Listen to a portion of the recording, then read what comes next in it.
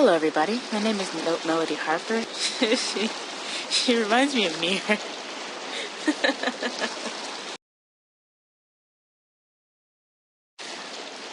At least before they died. And with this, her smile went away. It was obvious this was a hard subject for her to talk about. I asked about her parents. I dropped the subject. Oh, I kind of want to know about your parents. What can you tell me about your parents? Papa and Mama both came across the oceans as settlers, and they were just children. Papa fought in the war. When it was over, he married Mama, and they used his pension to move her from the mainland and build us a house. Together they farmed the land, and eventually they had children. I had an older sister and a younger sister. I was the middle child. Was? Oh my gosh, I'm sorry. She paused for a second to collect her thoughts before continuing. This part was taking a strain on her. When I was 10, an epidemic hit the island. We came down with it, and so did the other families.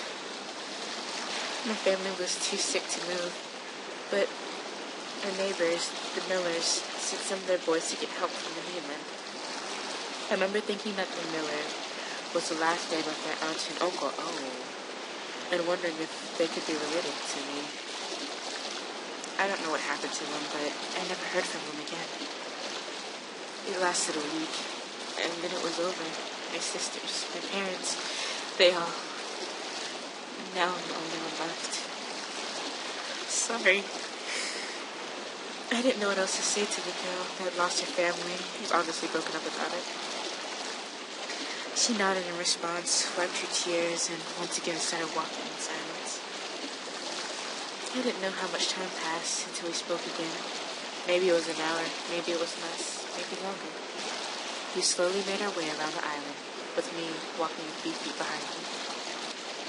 If it had been someone else, I probably would have taken my leave and headed back for home.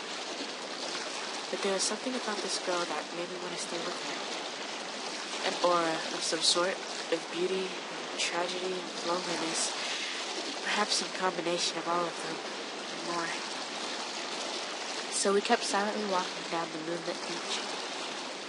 Finally, I couldn't take it anymore, and I started once again to strike up a conversation. So, is there anything you want to do with your life? A few seconds, she said nothing, as if I'd said something wrong. But then she began to speak. Once, I thought I knew. When I was younger, it was like my life was planned out for me already. I'd follow in my mother's footsteps. I'd help out on the farm for a few years. Even when we were young, we had chores, but when we finished our schooling, we could help out even more. Eventually, I met a nice boy. I didn't know who at the time. Thinking back, it probably would have been one of the Miller boys. They were about my age. We would get married and start a farm of our own. Aw, that's so cute. It's like Harvest Moon. We would raise a family together, a few girls. I always wanted a boy, because all I had was sisters. Now, however, her smile vanished and she let the thought trail off. After a while, she changed the subject back to me. What about you? What were you planning on doing in the future? The question took me off guard, both because I wasn't expecting her to ask me the same thing, and because I never thought about or much about my future. She smiled at my obvious confusion. Well, I'm spending this summer visiting with my family. When it's over, I'll be going off to school. Aren't you a little old to be going to still be in school? Oh. Well, state school. I'm going to be attending a university in the fall. In the fall. I don't know what I'll do after that. I don't even know what classes I'll be taking or exactly what my major will be. Oh, that sounds like me. I figured that when I'm not in school, I'll be living with my parents for a while. Eventually, I'll get a job and move out. As to settling down and starting a family, well, I have no idea about when that's going to happen. I haven't really thought about it much yet. I don't think many people have their lives as well planned out as you. I think most people are just sort of winging it. this, she let out a quiet laugh. Is there something wrong with that?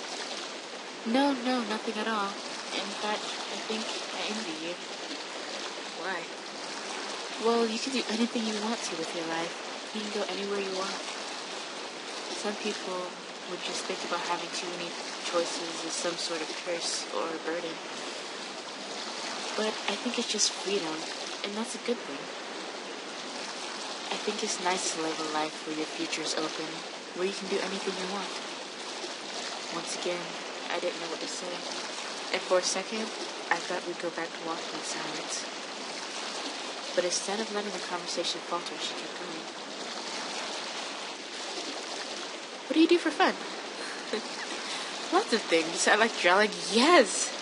Listening to music and watching cartoons and football on TV. But, well...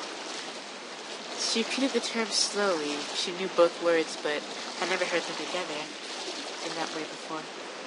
Yeah, football. You know, sport. You've heard of it, right? She shook her head, an indication she didn't. How can I begin to describe it? Okay, there are two teams on the field at once, and one of them has the ball. The center hikes the ball to the quarterback. Oh boy. The quarterback can either throw the ball to the other player, hand it to another guy, or try to run with it. Everything I said seemed to confuse her more, but I didn't know what else to do. I just kept on going. The other team tries to stop them by tackling the player with the ball. If they can't move the ball 10 yards in 4 downs, then the other team gets it.